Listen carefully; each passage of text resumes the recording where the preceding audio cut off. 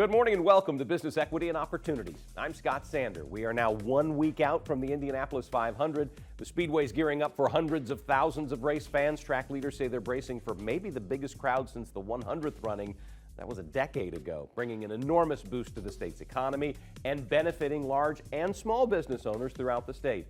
This week, like every week, race or no race, our goal here is to provide you with information and inspiration to get your business engine started, rev up your business all year long so you can pass your competitors and cross a finish line to success. To do that, we offer advice and resources from business owners, community leaders, and others on 7 basic but always important categories: getting started, accessing capital, the week in business to keep you informed on current events, accounting and bookkeeping, and tips to help you run your business day to day. We also take a look at a specific industry each week and share a local success story. We're here every Sunday morning on Wish TV and live streaming on wishtv.com. We also post each of our 7 weekly segments on our website. It's beoshow.com, but you don't need to type during this hour.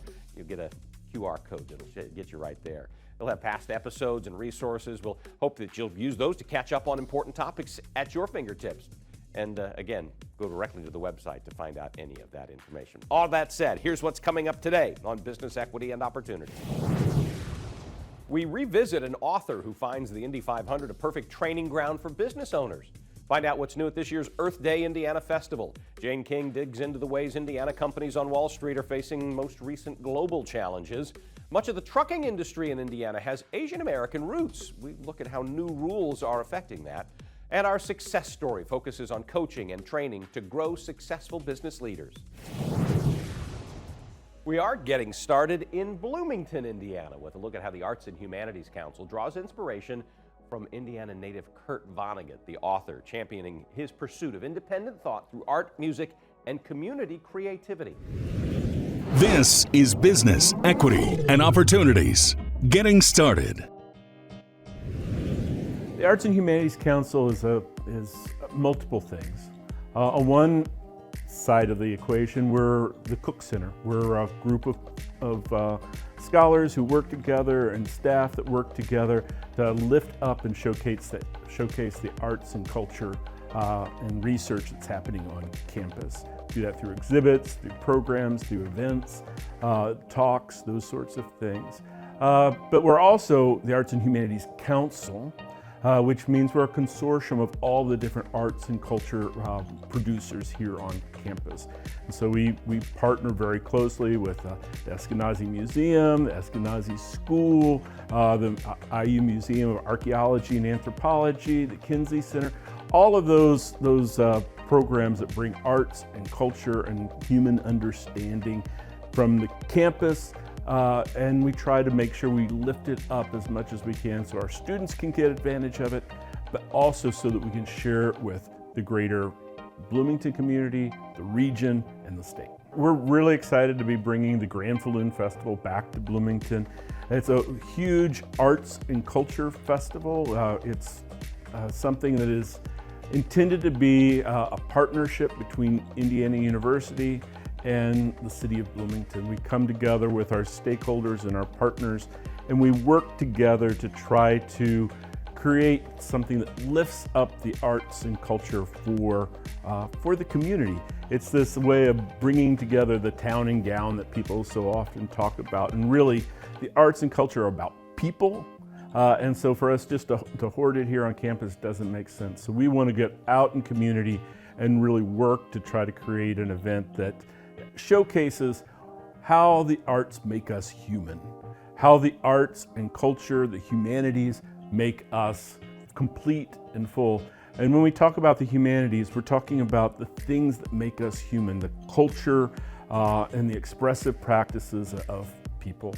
And so we need that more now than ever before. Kurt Vonnegut is kind of a presiding spirit. He's the underflow of the culture around this idea of arts and culture make us better. The best part of us, the idea of like these secular saints that are among us. And I think that we pay homage to him through lifting up the arts and culture and using them to make communities better. But we shouldn't lose sight of the fact that it should be this kind of ongoing presence of him. This is not a festival that celebrates Kurt Vonnegut alone. It celebrates what Kurt Vonnegut cared about, the arts and culture. One of the things that really the festival is about, you can show up for the festival and you can walk around and you can experience it and it feels great. You can hear wonderful music like Mavis Staples perform, and you can just, it's a great festival. But what happens behind the scenes of having faculty members work with other faculty members, students working with faculty, working with community partners, that's the part that's really important. There's a whole lot of the festival that happens long before the festival happens. And so when you have a faculty member designing a class that actually has folks reading Kurt Vonnegut, creating things inspired by Kurt Vonnegut, that's really rewarding. When you're able to bring scholars together from across the humanities and the social sciences and the sciences and bring them together to talk about these meaningful aspects of life, that's very powerful. And that's what this event is really intended to do. It's all the conversations and practices that happens leading up to the event that make the event actually happen. I think one of the big things is this is really intended to be a partnership with the community. We could not do what we do without the support from the city of Bloomington. We couldn't do what we do without the support from the provost's office that really funds these efforts and these activities. It's really easy for people to show up and see this wonderful event, and it's like a great time. But it really takes a lot of people and a lot of ongoing support, especially right now. We're really thankful for the support in both mission, but also financial support that we're receiving from the campus as well as from the city of Bloomington. Granfalloon, a Kurt Vonnegut convergence, runs through the end of June. Up next, re-meet the author of What I've Learned from Attending Over 40 Indy 500, his tips for successful owners.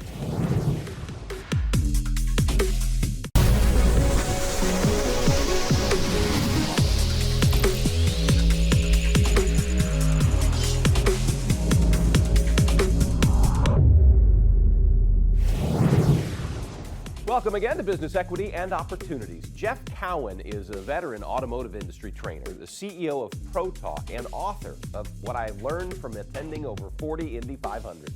Countdown to this year's running of the 500 is on, so we wanted to share some of his insights.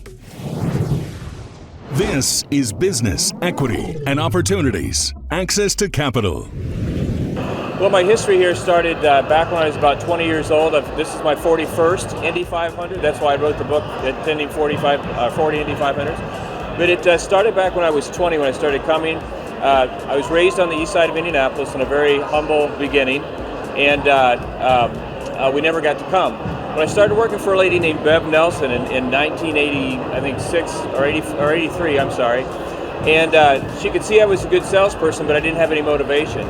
So she started taking me and showing me different things I could do if I would get motivated to make money.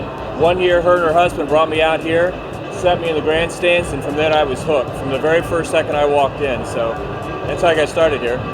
Well, you know what? I saw it the first time I was here. You know, first time I was here, you know, Tom Sneva wins, and you could see. You know, she was kind enough, Bev did, she walked us to the pits, and these were the titans of business. These were people, the sponsors that were here, you know, you can tell, you know, they were the CEOs, the owners of the companies, and then you get down on pit road and you got Roger Penske, and he owns everything that he owns. And so then you saw the drivers and their strategies, and I got lucky enough to go into the pit at the garage area, and I heard them talking about their strategies for the race and how they were going to do this and how they were going to do that. And I started thinking, this is nothing more or less than business. You know, this is the business of winning a race. And I was lucky enough to have the racing radios, and I could listen to the drivers and the teams as they were driving, and you heard the strategies. And you said, you know, there's so much of this stuff that they're doing that'd be applicable to what I do in sales and what people do in management and leadership and running businesses that I need to take note. So just over the years, I would come and I would see something, and it would apply to my life at the time, and I'd learn a lesson from it and apply it to my what I did. Yeah, we've had quite a few actually. We've had Ed Carpenter's teams connected with us, his sponsors. asked us to do some presentations for them. I passed out the book to everybody that I wrote about in there. So from that standpoint, they all said thank you, and they thought it was a really great book, and they appreciated me writing nice things about it. It was funny because when I put out the first book, the 35 years, not the 40 years now, but the 35 years, I was staying down at the Conrad Hotel, and we were coming down race morning, and Roger Penske was on the elevator. And I had a book, and I gave it. I said, "Hey, Mr. Penske, I know you hate this, but I wrote this book about the Indy 500." And I said, "I wrote about you in it." And it was funny because he looked at me and he goes, "Well, did you say nice things?" And I said, "Of course I did. You're Roger Penske. How can you say anything bad?" You know, because again, about 6 years ago, I wrote, what I learned from attending 35 Indy 500s, and how I got to the 40 is my grandson's 9 years old, and he read the book, and he said, "Hey, Pop." He said, "How come you didn't write about any of the current drivers, my favorite driver, Andre Rossi, or anybody?" He said, "You should do that." So I said, "You know what, it's been 5 years, so I'll add 5 chapters to the book." And so based on him, because now he wants to be an IndyCar driver, I would think there's at the very least a 50-year, but probably a 45. Well, one of the main things I got out of it is you have to have a good last impression. Everybody teaches in sales and business that the first impression is the most important thing. And it is very important, because if you don't like me in 3 or 4 minutes, chances are you're not going to want to talk to me, right? But everybody, it seems like, gets that skill down very, very quick. So what I've learned over time is, and I learned it from the race, it's what they last remember. And the example I use in the book is when Pagenaud won the race. Pagenaud came out here that year, he won the Grand Prix, he sat on the pole, and he basically dominated that race. And although every Indy 500 is an exciting race, to the casual fan, to the people like me and you that go a lot, it was kind of a boring race until lap 185. And then the red comes out, and then they restart the race, and now it's a 5-car shootout, to the finish. And what's crazy about that is people went from kind of yawning to standing on their feet, yelling and screaming. And I've learned that around the world, the most requested race to watch now is that race when he won it, because all they remember is the last, 5 to 10 laps. It was the last impression. And so if you can learn the skill, and we teach that in the book, how to make a great last impression, you're miles ahead of the competition. We are hoping to run into Jeff again this year to see what his new insights are as he has to share and adds to his total of now well over 4,500. Coming up, we talk with the Executive Director of Earth Day Indiana, find out what's new for this year's festival. That's next on This Week in Business.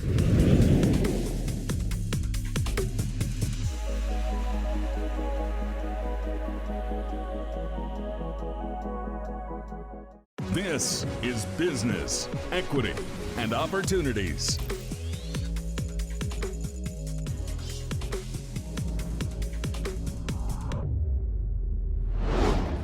Welcome back to Business, Equity, and Opportunities. This week in business, we have big news about the upcoming Indiana Africa Innovation Network. Emil Ekior shares details about how you can be part of this global event. This is Business, Equity, and Opportunities. This week in business. The Indiana Africa Innovation Network is proud to host a series of sideline events at the Global Entrepreneurship Week from June 1st to June 5th, right here in Indianapolis. We've partnered with the Indy Chamber, High Alpha, Alloy Partners, TechPoint, Sagamore Institute, Indianapolis Recorder, our own Wish TV.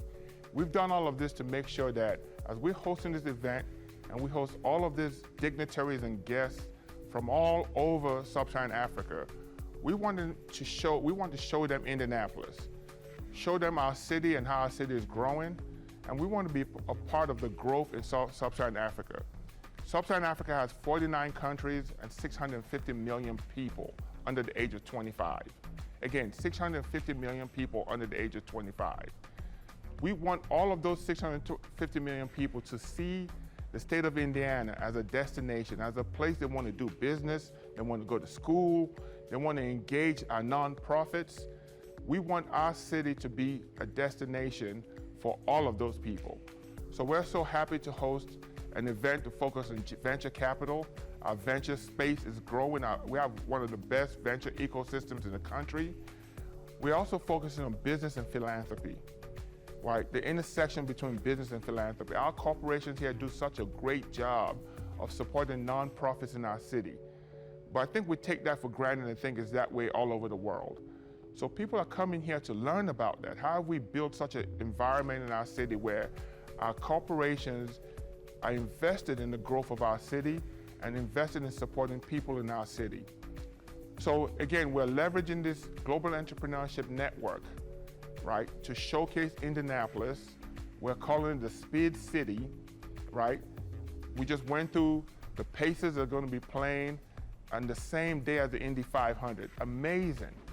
So this is a story we have to tell the world, and we're so excited to be a part of that. And we invite everyone, right? Visit wishtv.com and take a look at how you can register to attend some of these events. Space is limited, so you have to register fast. And we have a list of amazing speakers and dignitaries that are going to be in town. So we look forward to seeing you there.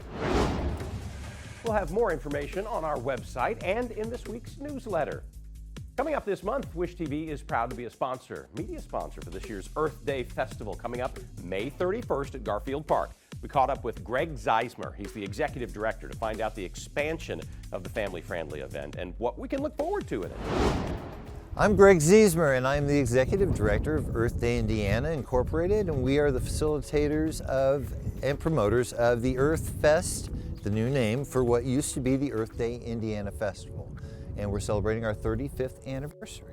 This couldn't be a more exciting and more synchronistic time for this to happen. It wasn't by choice that we are relocating, but rather some facility issues here at Garfield Park, and some of the infrastructure really requires us to use a different area of the park.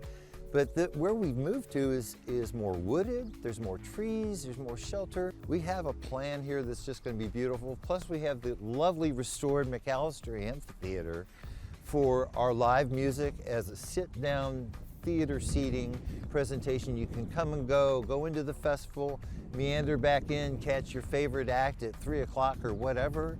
Go over here and take flight birds of prey, go into the tents and interview and discuss environmental policies and justice and all kinds of things that affect us. That's the real purpose of this festival.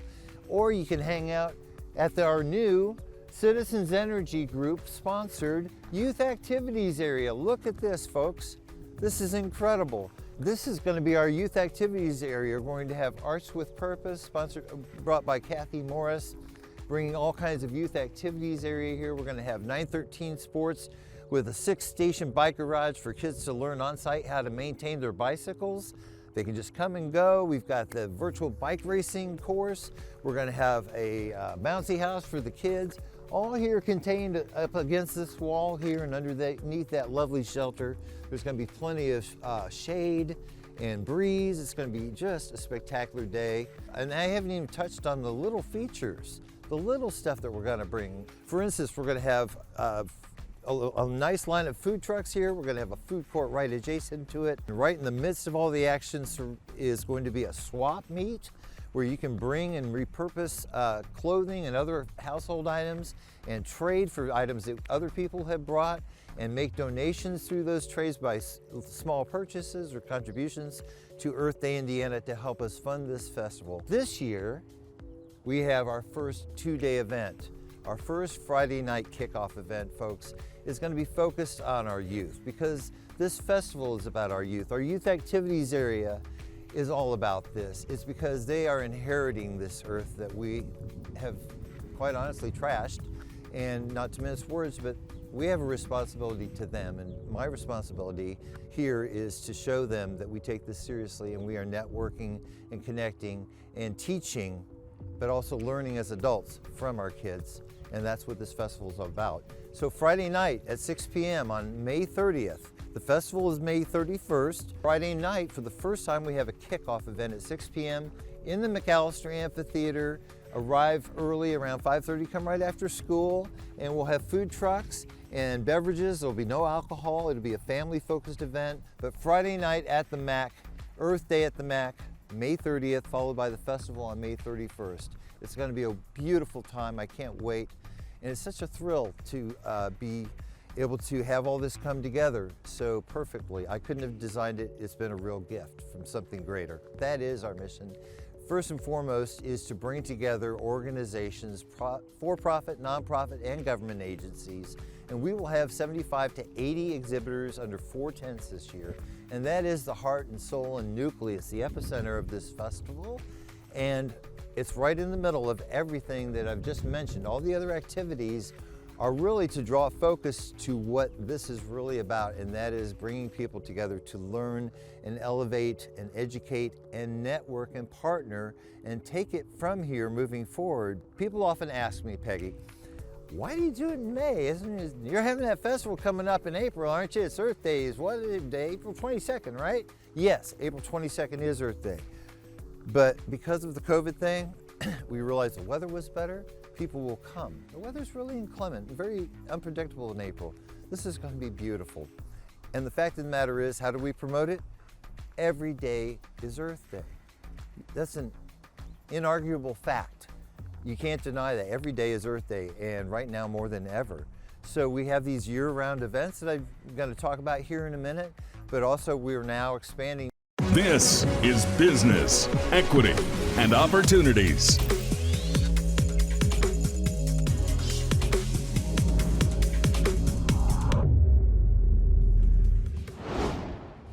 Welcome back. It may seem every day you're hearing up and down news concerning the stock market. Our own Jane King sorts out what's happening with Indiana companies and how that may affect your business.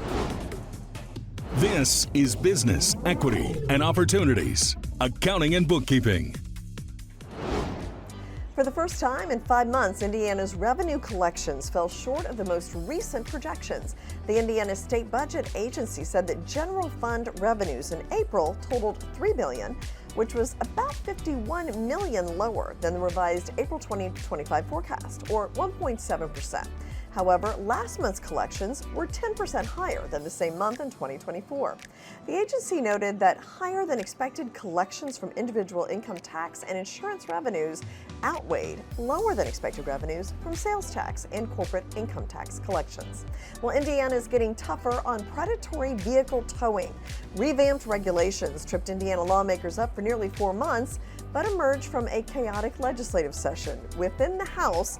Enrolled 1390, the act. Now the Bureau of Motor Vehicles annual package.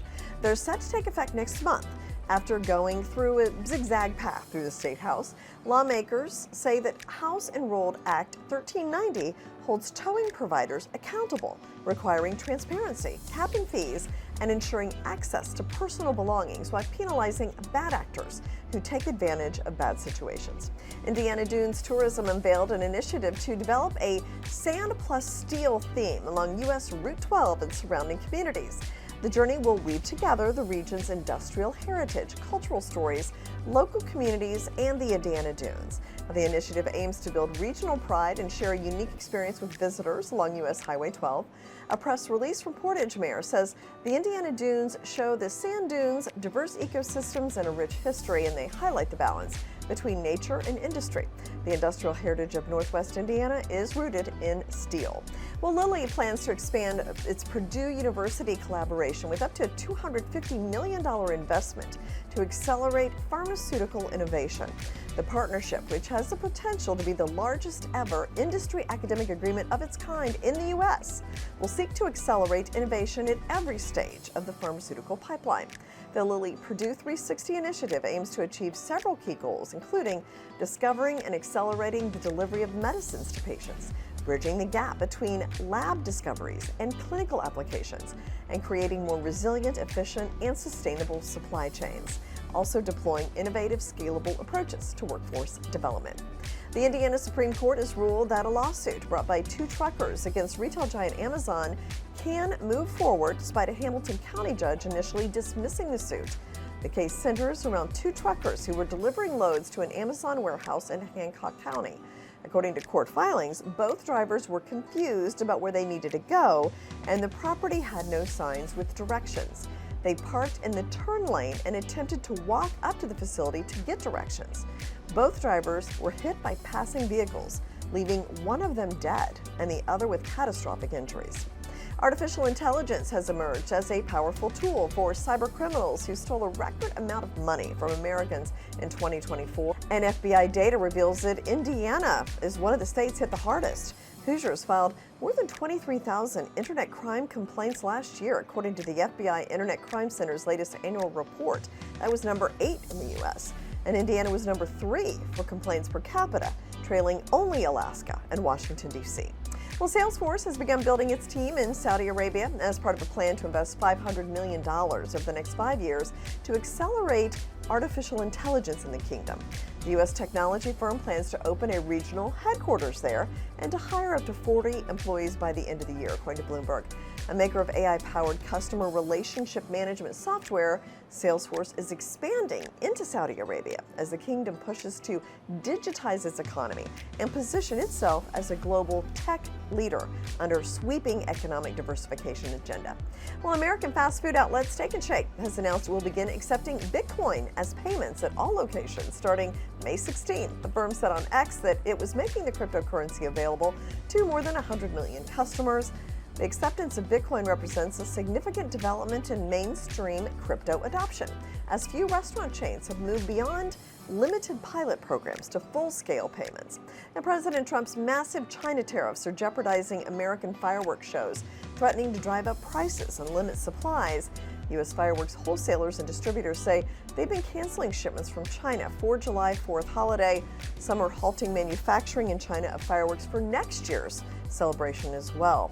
And China did sign a letter of intent with exporters in Argentina to buy about $900 million of soybeans, corn, and vegetable oil, the latest indication that the Asian nation will avoid sourcing from the U.S.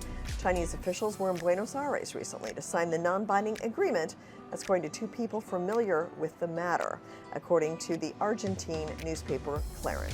From the New York Stock Exchange, I'm Jane King. We have added a new feature to our website. If you've not yet seen it, we have a real-time stock information service on our Business Equity and Opportunities website, Stock Ticker, featuring top publicly traded Indiana companies. Look for it at the top of the landing page. It'll be right there. Very helpful. Coming up, if you're planning for your retirement, there may be some financial obstacles that you also need to plan for. That's next.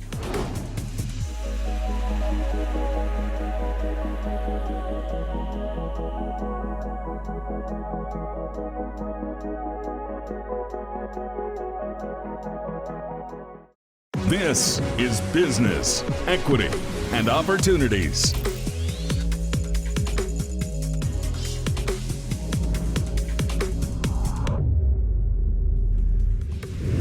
Lifestyle Live host Cody Adams recently sat down with Ed Wright from Golden Reserve to get important information about potential financial obstacles to your retirement. This is Business, Equity, and Opportunities, running your business day to day. For many retirees, they've done the right things for the next phase of life, but they don't realize they're in for the fight of their financial life. Joining me now is Ed Wright, a partner at Golden Reserve in Indianapolis area financial retirement planning firm. Ed, thanks for being here. As always, we appreciate it. Thanks for having me. What financial obstacles could be on the horizon for those about to retire? Yes, I mean, folks, we've worked our whole life. We've saved, we've scrimped, we've gotten to this point, and now we have to fight to keep these dollars that we've worked so hard and sacrificed to get. So how did we get to this point then? What brought us to this fight that we talk about here? Yeah, so we're fighting to hold on to these dollars, whether it's Uncle Sam coming after them or the industry or the market. And it really got started back in the 70s and 80s. The industry, the financial industry that is, got really good at one thing, picking investments. But when it comes to how do we plan for taxes, how do we protect against the market downfalls, a lot of firms are silent and you're not hearing about it on TV. Yeah. Is it reasonable for those approaching retirement to be frustrated by this? Yeah, I hear that a lot. Like, I'm frustrated. What do I need to do? We hear that time and time again because folks out there aren't talking about how we get through retirement and address these issues that retirees are going to be hit with. Well, and it's so different probably for them than it was their parents. That goalpost keeps moving and those things can be very frustrating. Can you explain the distinction maybe between retirement planners and then financial advisors, and why does that matter? Yeah, so a financial advisor, traditionally, you've got a financial advisor, they pick investments. If you ask them a tax question, they might have a friend or a business card that they hand you. If you want a legal opinion, they've got a card that they'll hand you to an attorney, but they're not really talking about all of the aspects of retirement. A retirement planner, however, is going to look at all aspects of retirement. We're going to bring in not just the investments, that's important, but also the taxes and the legal components so that you have a well-rounded retirement plan that's going to get you through retirement, not just an investment plan. Sure. So at what point then should people begin seriously preparing for that retirement? I mentioned that goalpost moving and balancing that, figuring it out? Yeah, I mean, if you're retired and you don't have a plan, you should have called yesterday, but today's the best day for those folks. If you're within 4 to 5 years of retirement, there's really a lot of things that you could be doing to get ready, things that we can be doing to make sure that when you do pull that trigger, you've got the best plan possible. So I'd say within 5 years of retirement, or now if you're in retirement. Yeah. Going back to that idea of a financial fight, how can your roadmap for retirement help retirees come out on top in this? Yeah, so for folks that want one, we will run what we call is our roadmap for retirement. And inside of this roadmap, we're gonna take a look at the different areas that retirees are gonna face. We're gonna put together a tax map to tell them when they should take their money out and pay the tax to make sure they're paying the least amount possible. We're gonna run a flashlight to see what market risk they're taking. We're gonna run a fee filter to show them what they're paying in fees so they can decide, am I getting that service or not? And then lastly, we're gonna talk about the estate plans and the legal protections that they can put in place to protect themselves at the end of their retirement from probate and from that long-term care cost that a lot of folks are gonna be hit with. And for you at home, because this is all great information, if you want to learn more about fighting back for your retirement, Ed has a great offer for you right now. For the first 5 callers with a portfolio of 500 grand or greater, he's offering a complimentary roadmap for retirement. This is going to allow Ed's team of retirement planners to create your tax map, fee filter, long-term care compass, market flashlight that he mentioned, and income tent. And they'll do all this work for no charge or obligation. It's that important. Call 463-777-7773. Again, that is 463-777-7773. Ed, thank you as always. We appreciate it. Thank you so much. Last week, we introduced you to Tammy Butler Robinson, CEO of Engaging Solutions. We've selected that conversation to be the next edition of our extended conversation, more than you could see here on the air. You'll find it and others on the BE&O podcast, part of the All Indiana Podcast Network. We have a link to it on our website and through our newsletter as well. Coming up next, we look at the connection between the trucking industry in Indiana and the Asian American community.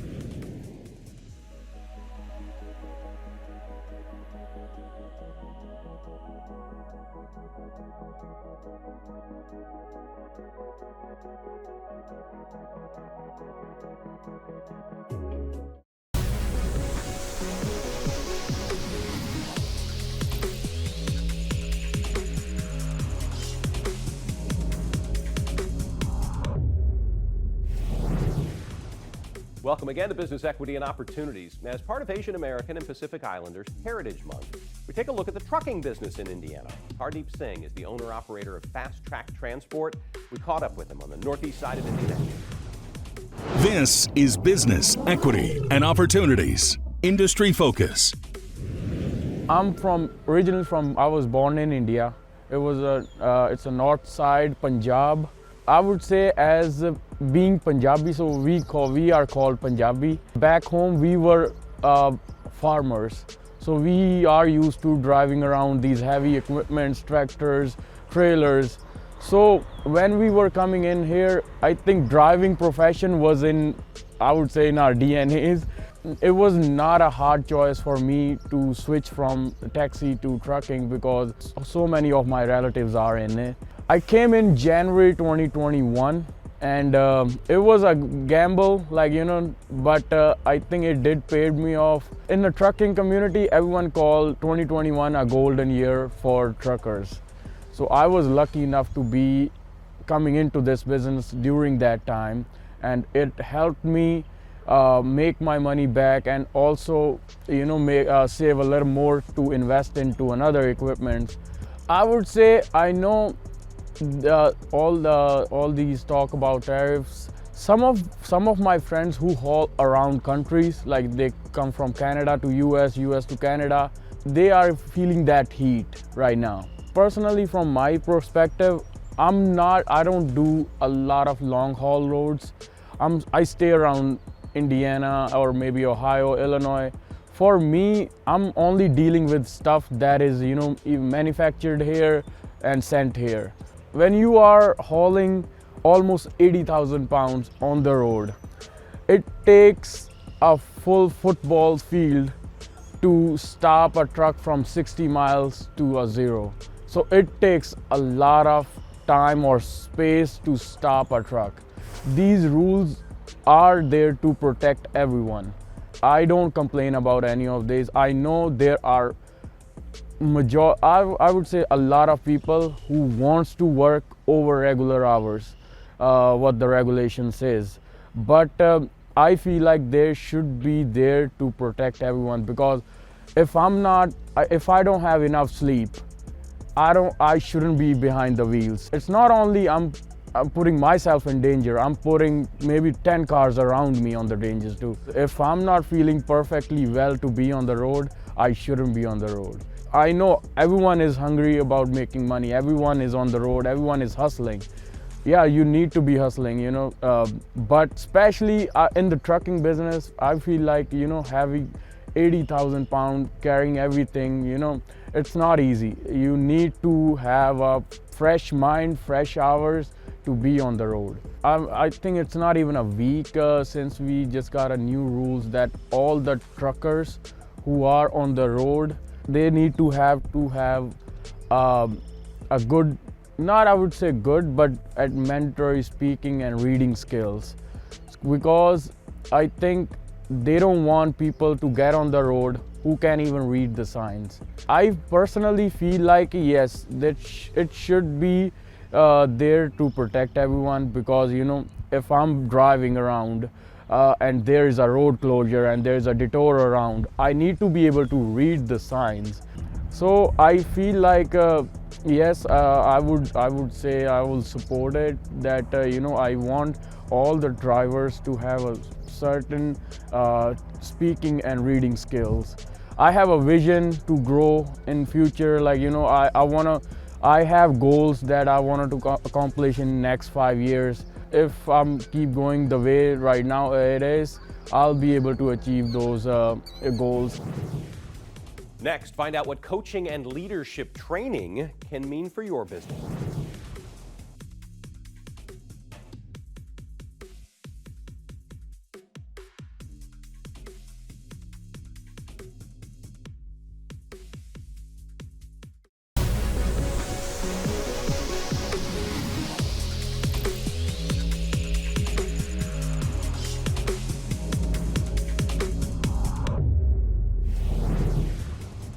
Welcome back. Heather Haas is the CEO of Advisa, a company that uses coaching and leadership training to transform business environments into loved workplaces, if you will, with less turnover and more productivity. This is Business, Equity, and Opportunities. Success Story. I'm Heather Haas, owner and CEO of Advisa, and we help our clients become places where people love to work. So we do that through strategic culture consulting, working with executive teams to help them define their core values and leader capabilities to activate those values. We also design customized leadership development programs to help leaders learn the skills, gain the confidence to bring that culture to life. And then we also have executive coaching to really help leaders develop the mindsets and behaviors that are going to be most effective creating a high engagement work environment. Yeah, my roots, I was an educator. So I started out my career as a 6th grade teacher and then got my master's and thought that my career path would be to continue on as a building level administrator, and started that journey, but had an opportunity to step out and join a nonprofit in Indianapolis that was doing some cool things for Indiana teachers. And it was when I was at that nonprofit that I came in contact with a consultant from Advisa, and I was exposed to some of the assessments and gained some real self-awareness about how I'm wired. And that was really my light bulb moment, realizing that, wow, I could take my background in teaching and learning and all of those skills that I have, and all of that could be really relevant in the for-profit environment. One of the most powerful things we bring, I think, is an emphasis on using data. So we have a proprietary assessment called the Leadership and Culture Assessment, and it's a great way to help executive teams really understand where do you have opportunities to improve leaders' effectiveness in your organization, and more systemically, where might the organization need to make some changes or pivots in order to more effectively attract and retain top talent? Because that's really winning the future of work is going to be about how do we bring humanity back into the workplace? How do we really take care of people and give people meaningful work to do? What we find, I mean, we've been doing this for a really long time. Advisa was founded in 1986, so we've seen a lot of things come and go, but what remains true is that human beings are wired up for connection. We even with the rise of technology and AI and all of it, at the end of the day, human beings want to do meaningful work. They want to do it with people where they can collaborate and where they can grow. So keeping the best and brightest people is really about, you've got to have a magnetic work environment where the best and brightest people choose to come and to stay.